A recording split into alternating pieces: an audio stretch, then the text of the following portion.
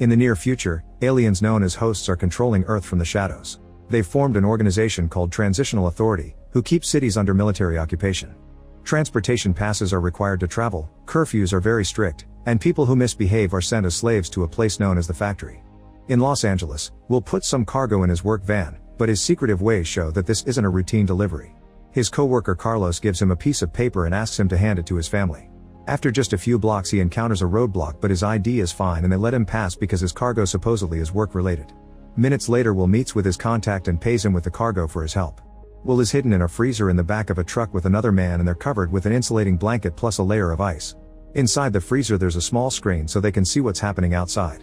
Aboard Will tells the other guy that he's looking for his son in Santa Monica because they were separated during the invasion. When they make it to the exclusion zone, they change the driver and the truck gets scanned, but thanks to the ice the guys aren't found. The truck is authorized to cross the gate, but at that moment an explosion happens and the vehicle starts rolling. The freezer opens and the other guy falls, hitting his head and dying in the process. Will crawls out of the truck and sees the entire area destroyed, only for a bunch of soldiers and drones to surround him. Moments later Will is locked up in prison and not allowed to make a call. Back in town, Will's wife Katie meets with a nurse who makes insulin in secret since supplies are scarce. Katie pays with a bottle of whiskey, which is also rare, and the deal is done. However, when Katie takes a closer look at the bottle she's given, she can tell it's not fake. She tries to take her whiskey back and when the woman refuses, Katie reveals she has a gun to get her whiskey and leaves. That night Katie and her son Abraham are worried because Will hasn't come back from work and it's dangerous after curfew hours. Katie's sister Maddie arrives to ask for the insulin for her son because her supply is almost finished and Katie promises she'll get some soon. Then she asks her to stay with the kids while she goes looking for Will. First she visits Carlos, who confirms Will was at work but doesn't say anything else. When she returns to the streets, Katie sees a drone coming and hides under a military vehicle currently being used to transport a prisoner. The guy sees Katie, but he doesn't snitch on her. The car takes off and the drone follows it, so Katie is safe and returns home. The next day Katie goes to see Eric, who promises to ask around for information. Then she goes to the hospital, which has more patients than usual. She learns about the explosion, which is being blamed on a gas leak. While everyone is busy with so many wounded people, Katie takes the chance to steal some insulin. When she asks a nurse about her husband, his name isn't on the list. Afterward Katie calls Eric and they speak in code. He confirms the bomb had been a rebel attack but Will being there had been a coincidence. Eric also tells her that rebels from the other city picked up Will, so he should be fine. In prison, the soldiers come to pick up Will and call him by his real surname, which he changed when he moved to LA. He's taken to proxy Governor Snyder, who wants Will to give him information about Jeremino, the legendary leader of the resistance. After watching the lights the aliens put up in the sky every night, Snyder threatens to kill Will's family if he doesn't cooperate. A few hours later the soldiers drop Will at his house. The family is happy to see him, but as soon as the couple has a moment in private, Katie scolds him for what he did and freaks out when she hears he's considering helping Snyder. The next morning they find Snyder cooking in their kitchen surrounded by soldiers. He offers them many great things like good food, tutors for the children, and overall protection if they help him. Snyder even implies he may find their lost son, so Will takes the job.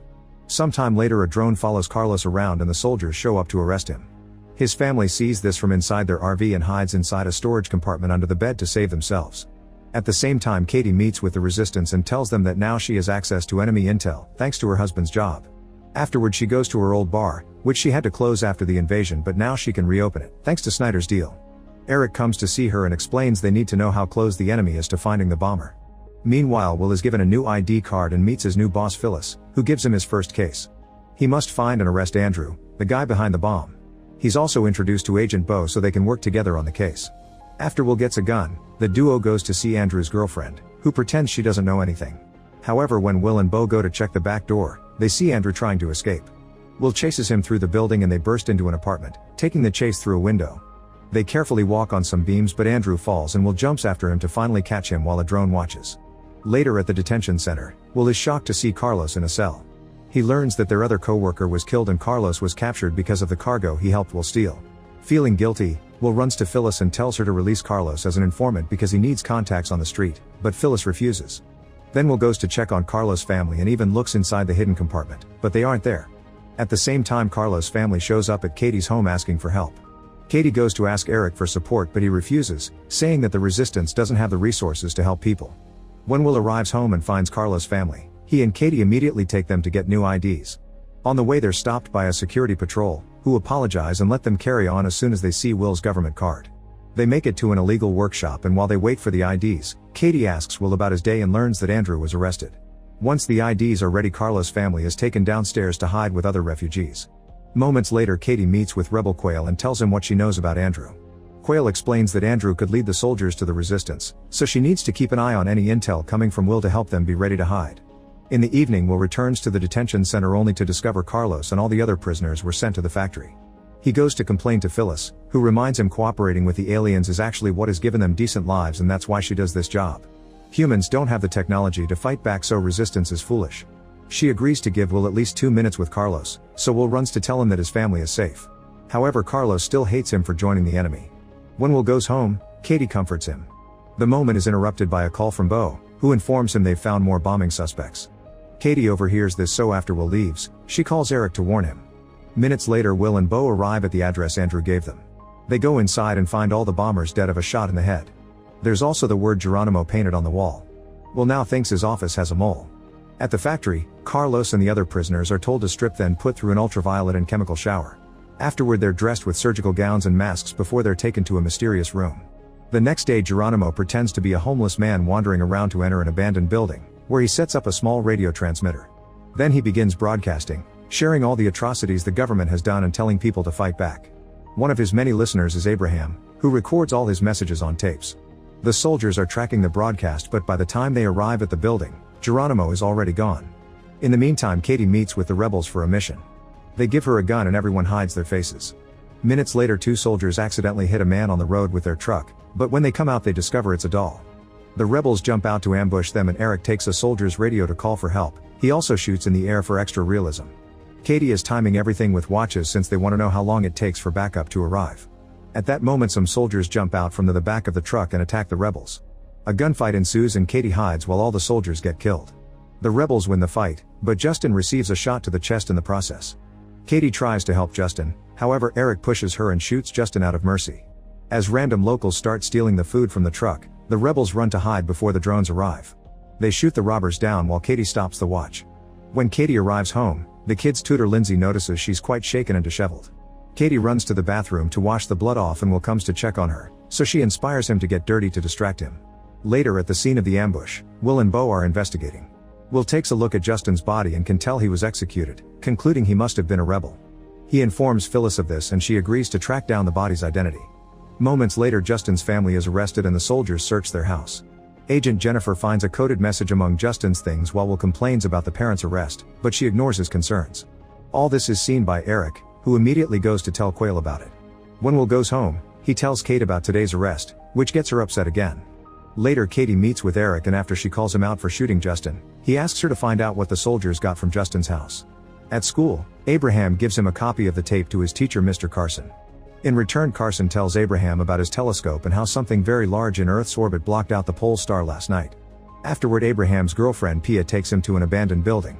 Pia has the keys because of her father's job and takes Abraham down a tunnel where they find her cousin, who slipped from the ladder and got hurt. Then Pia reveals that the ladder ends on the other side of the wall that surrounds the city. Apparently there are no people there now, so she and Pedro have been sneaking out for months to find food. Abraham helps Pia get the cousin out of the tunnel and reach home safely. After getting some leads on Justin from the government's powerful database, Will and Bo go to the community center and discover that the rebels use it for shooting drills. At that moment, someone fires at them from the shadows, so Will shoots back before going after the stranger. However, the man manages to escape. Then Will and Bo find all the hidden weapons in the building and confiscate them. That night, Eric visits Katie and tells him about the guns they lost.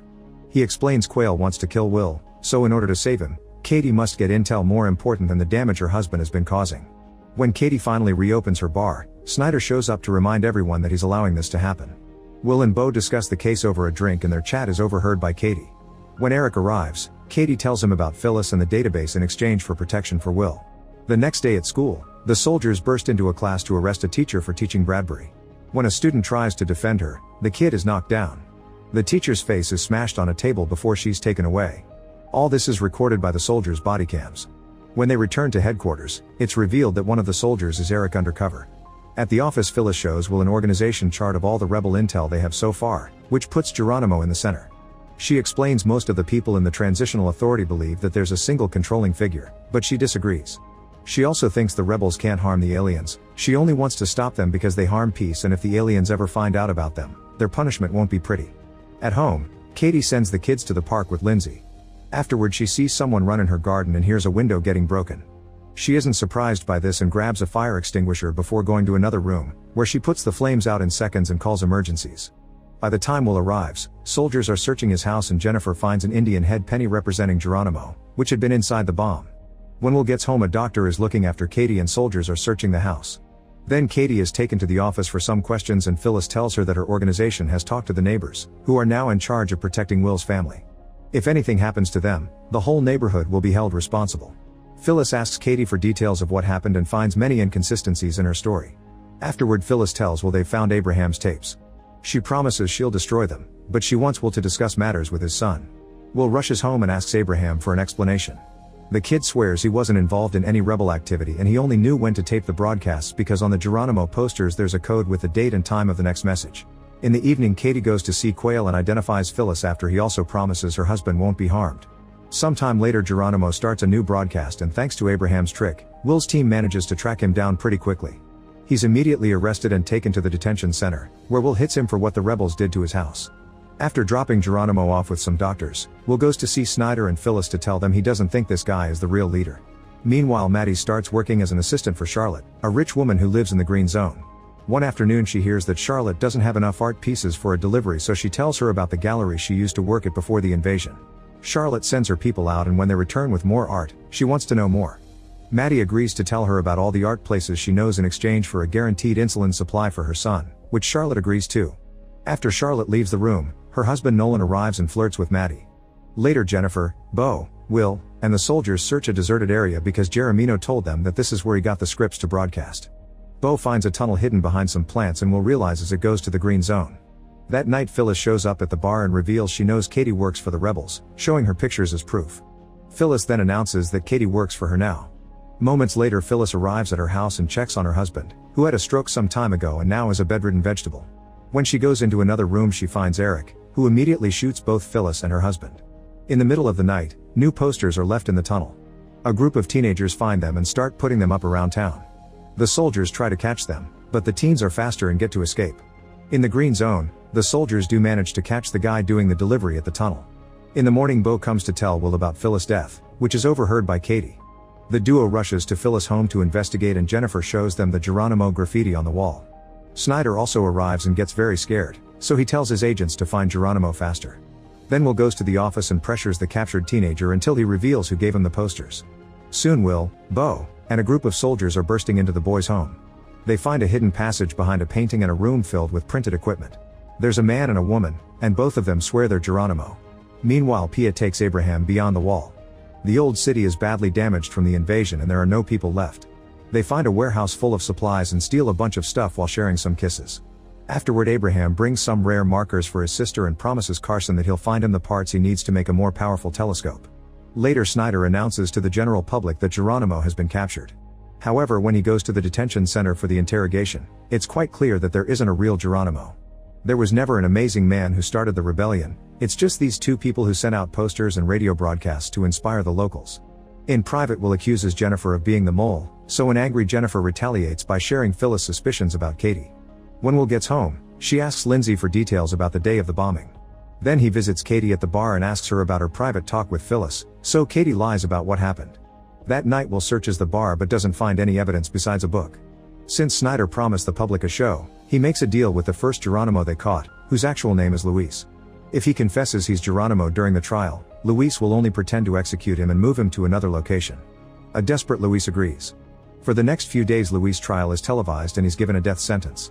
Snyder acts as the judge and goes back on his deal, making the soldiers hang Luis for real in front of everyone. After the event is over, Snyder leaves with Will in his car while a convoy of soldiers that includes Eric protects them. One of the streets is blocked by a rebel disguised as a worker, so the cars have to take a different route. Suddenly Eric shoots the window to make the car stop and causes Snyder's vehicle to crash against it. As Snyder's driver passes out, Eric starts killing the soldiers in his car while Katie keeps an eye on the time nearby. Another car arrives full of soldiers, but it's actually the rebels in disguise. They shoot black paint at Snyder's car to cover the windows before tearing off a passenger door. Will and the bodyguard immediately open fire, killing a few rebels. Then Will jumps into the driver's seat and Eric can't shoot him because he promised Katie, which allows Will to drive away after the bodyguard gets shot too. Katie announces the time is almost over, so the rebels have no choice but to leave. Afterward, Katie goes to her bar and hides all her rebel things in a vent. At that moment, Will arrives with Snyder to hide there until help comes. Unfortunately, the land phone isn't working, so Will leaves to find a payphone. Then Katie hides in another room and uses her secret radio to tell Eric that Snyder is with her. Soon Will comes back and announces help will be there in 20 minutes. Katie takes him to the bathroom to take care of his wound, and she tries to convince him to hand Snyder over to the rebels, but he refuses. When the couple comes out, Snyder tells them that he's confirmed their missing son Charlie is alive and he's working to bring him here. It's complicated because he's in another colony and there isn't much communication between colonies, not to mention the deserted land between them is dangerous. At that moment, Eric knocks on the door while still dressed as a soldier. Since Snyder doesn't trust his guards anymore, he and Will hide. Katie pretends she doesn't recognize Eric and lets him in as a concerned citizen. He searches every room including the bathroom where Snyder is hiding but doesn't check the stall. Then he goes down into the cellar with Katie so they can talk in private. Eric asks Katie to get Snyder through the back door so they can finish this, then he leaves. Afterward, Will notices that Snyder left his jacket in the main room and thinks the soldiers saw it, so they must prepare for the worst. They barricade every door before Snyder reminds them to cooperate if they don't want him to ruin their lives again. Katie gets furious and tries to push him out of the bar where a bunch of rebels dressed as soldiers are waiting. However, Will stops her and saves Snyder. When Quayle hears about the situation from Eric, he tells him not to protect Will anymore. Snyder tells Will he doesn't understand how they got rebels in the force because everyone was screened according to an algorithm.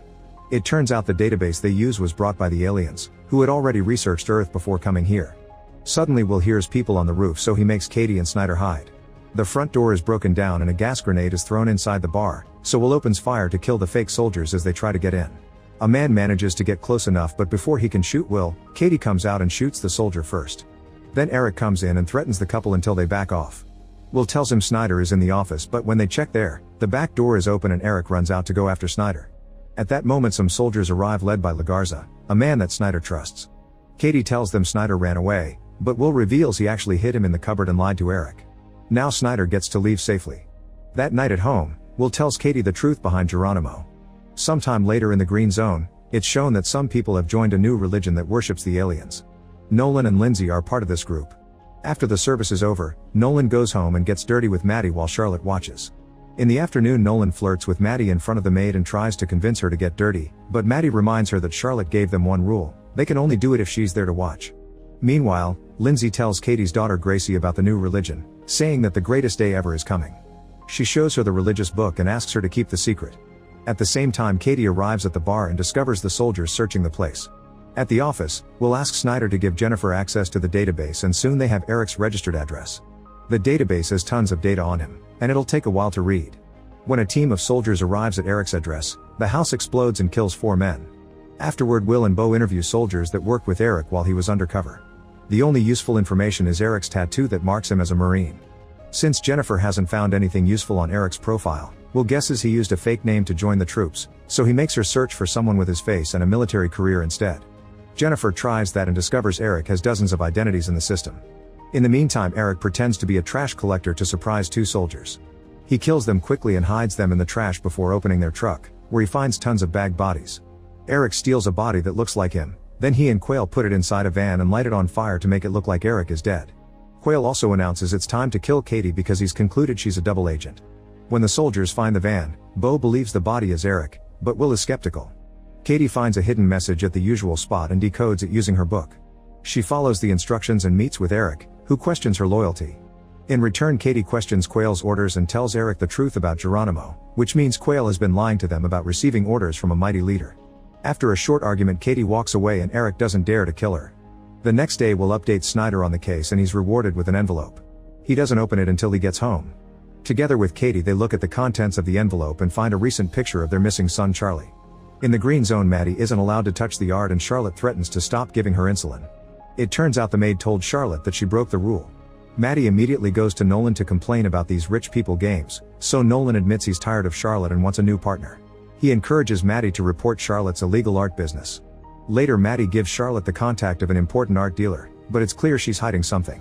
At the office, Bo finds something among the fingerprints and Will rushes home to tell Katie that Eric went to the bar before. He also shows her pictures of all the people Eric killed, so Katie finally gives in and pretends Eric was a regular client, saying he mentioned living at his mother's house in Hancock Park. With this information, Jennifer manages to find Eric's real profile and his address. At the bar, Katie is visited by Rebel Rachel, who convinces her that Eric trusts her and is doing his best to protect humanity. Feeling guilty, Katie calls Eric and warns him that the soldiers are coming, so he manages to escape right before they arrive. While they search the house, Will sees Quayle in the garden next door but assumes he's just a neighbor. Among Eric's things, Will is shocked to find the same book Katie has.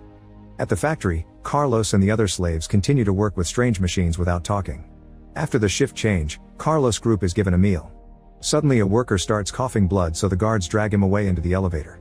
When Carlos goes to bed, he looks out the window and watches the Earth, confirming the factory is on the moon. On Earth, Abraham and Carson use the new telescope they built to look at the moon and see a structure there, but it's too blurry. The next morning, Will can't stop staring at Katie since he suspects her now. He also shows Abraham and Gracie the picture of Charlie, saying there shouldn't be any secrets in their house.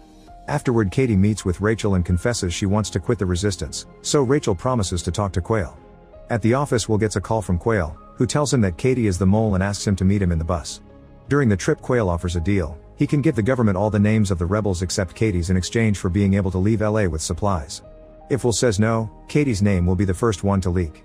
Quayle gives Will his number before getting off the bus. At the same time, Eric meets with a man from another town, who shares a plan to kill a minister who will be visiting LA soon. Eric then meets with Quayle to pass on this information. Later, Will tell Snyder about Quayle's deal without mentioning Katie.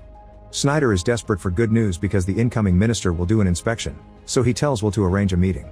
In the evening, Will tells Katie that the leader of the resistance asked for a deal, which makes her nervous. On her way to the bar, she leaves a warning message for Eric on the phone. Moments later, Eric meets with Quayle and demands an explanation. Quayle denies being a traitor and says that the plan Eric gave him earlier looks solid.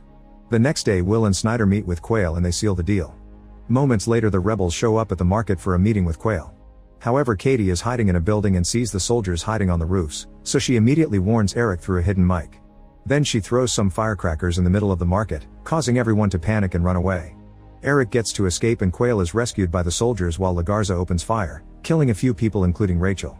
At the office, Jennifer finds Quayle in the system and discovers he used to be CIA. Snyder cancels the deal and wants him to be interrogated. Will announces he'll pick Quayle up, but when he arrives at the same house, Quayle starts taunting him by talking about Katie. Will immediately shoots him and the two guards, then Bo agrees to help him plan a cover story. Afterward, they tell Snyder that Quayle was already dead when they got there. Downtown, Katie and other civilians are horrified to see a bunch of bodies hung under a bridge. It's Rachel and her two sons with signs that say terrorist. Eric reminds Katie this is why they fight. That night, Will tells Katie that she doesn't have to worry about the leader as an indirect way to say he knows she's a rebel and that Quayle is dead. A few nights later, citizens are launching paper hot air balloons with pictures of the people they lost during the invasion. Soon the soldiers arrive to remind them of the curfew and push a man to make him go home. Suddenly someone fires from the shadows and a soldier falls dead, so the rest of the team gets violent as they fight the civilians to send them home. In the chaos, a kid cries as his father gets arrested. The next morning, Will and Bo find multiple dead soldiers all over town. The duo goes to see Snyder and tells him they have information that operations are being directed from the other side of the wall. Snyder is skeptical but agrees to let them go as long as they take Lagarza with them. Meanwhile, Eric introduces Katie to his informants and they discuss a plan for the ministry's visit. When Katie asks how they get all this intel, they show her a little drone shaped like an insect. That night, Eric teaches Katie how to be a better shooter. Soon Will, Bo, and the soldiers are allowed to cross the barrier and reach the destroyed town outside the wall. They search an old building and on the top floor, Will plants a map before he and Bo start shooting at random objects. Will calls Lagarza pretending they're in trouble and need backup. Will runs outside and comes back in when Lagarza arrives, pretending he tried to chase the shooters and lost them. Lagarza finds the map and takes it to Snyder, who informs them that other soldiers found a tunnel under the wall and it'll be sealed. Since Will is secretly planning to use that tunnel to escape, he convinces Snyder they should set a trap instead. The next day, Snyder shows up with his soldiers at Nolan's house and arrests Charlotte for her illegal art deals. Charlotte tries to blame Maddie, but she says she's just an assistant. Snyder agrees not to get Nolan involved and puts all the blame on Charlotte, so later Nolan thanks him by bringing him the secret proposal to replace him that is going around the green zone. That night, Katie is chatting with Gracie and is weirded out by the ominous things she says, so she finally checks the book her daughter is reading and discovers the weird religion. When Will comes home, Katie shows him the book, but Will isn't bothered because he has a plan to help the whole family escape the colony. Katie freaks out and they start fighting as they both accuse each other of lying. In the end, Katie announces she wants to keep on fighting and refuses to leave with him. Afterward, Will meets with Bo and tells him to escape without him. Meanwhile, Eric and Katie arrive at the subway station and start killing every guard they see. Since this place is empty at this hour, they're done in just a few minutes, although they notice some guards are wearing different uniforms. Then the duo opens a hole in the well to let the other rebels in and they install a bomb on the tracks. When the VIP train arrives, it hits the explosive and instantly blows up. The team then searches the train, and among the dead guards, they find a strange robotic suit with an alien inside. The next morning, Will, Jennifer, and all the soldiers are told that the rebels kidnapped an alien. They need to find him fast because the last time this happened in Dallas, the aliens destroyed the city as punishment. Meanwhile, the rebels are escaping on a modified car that runs on the train tracks while discussing what to do with the alien. They check the body and find a tracker, so they wrap it in foil to block its signal before carrying it to headquarters. When Will gets home, he tells Maddie that things will be dangerous in town for a while and asks her to take the kids away, so Maddie offers to take them to the green zone. He also asks Abraham if he knows where Katie is, so Abraham shares the emergency number his mother gave him in secret. Will calls the number but nobody picks up. While the rebels are trying to make their way to their headquarters, an alarm begins ringing through the whole town. Usually this means curfew, but Eric realizes they're putting the city on lockdown. Soon a furious crowd gathers outside the green zone, asking to be let in. When a man tries to cross the gate without authorization, a guard beats him up. While Maddie presents her ID to the receptionist, Abraham sneaks away. Maddie is allowed to enter the green zone with her son, Gracie, and the family dog. Nolan receives them with open arms in his home but reminds Maddie she'll have to choose a side soon. Meanwhile, Abraham goes back to town and picks up Carson, telling him that all this chaos is the perfect moment to sneak out through the tunnel to find one of the old observatories in the old city. At the subway station, Jennifer and Will check the security footage, finding Eric and Katie on camera. Jennifer doesn't seem to recognize Katie, so Will keeps his mouth shut. On the streets, one of the rebels pretends to need help and two soldiers stop to arrest her. Eric immediately shoots them down and the group steals their van. As they cross the town, they notice more drone activity than usual and are shocked to see them blow up a building. Soon there are buildings exploding all over town, which is the way the aliens have to slowly punish them. The rebels manage to make it to their headquarters and Katie points out people are dying because of their kidnapping, but the others want to get some intel from the strange suit before thinking about other options. At that moment the phone rings and Katie picks it up thinking it's Abraham, but it's actually Will. To avoid getting the rebels angry, Katie pretends she's talking to her son and hangs up after hearing her kids are safe in the green zone. Then the group begins working on cutting the alien suit open, but none of their tools are strong enough to even make a scratch. Will asks Jennifer to track the number, but the computer says it's registered at the prison's address. Then Will gives Jennifer Katie's book. Since they have a message from Rachel's body, Jennifer starts working on decoding it and the result mentions a special opportunity. They check the footage of the market and notice Eric's informant acting weird, so they search for him in the database to get his address. Will asks Jennifer to give him 20 minutes to rescue Katie, then she can send the soldiers. Back to the rebels, they use the alien's own fingers to activate the suit's computer, so now they can remove it from the glove. At that moment Will arrives and tells them the soldiers are coming, so Katie tells the rebels to leave. They still want a few minutes to finish getting some intel and Katie snaps, removing the signal blockers from the lab. This activates the suit's tracker and the location will reach the drones soon. Now the rebels have no choice but to escape with the glove computer after they cover the tracker again with foil. The group leaves through a hidden door but Katie stays one last moment with Will. They can hear the drones coming, so Katie leaves and lets Will pretend he found the alien body. Minutes later the soldiers retrieve everything and Snyder rewards Will with a pass to get to Santa Monica to find his son. In the green zone, Maddie is shocked to discover Nolan has hired Lindsay. Meanwhile Abraham and Carson try to cross the tunnel, only to be ambushed by soldiers. At the office, Snyder is fired from his position. At the wall, Will crosses the gate with his new ID without issues. Katie goes to her empty house, unaware that now there's a hidden camera.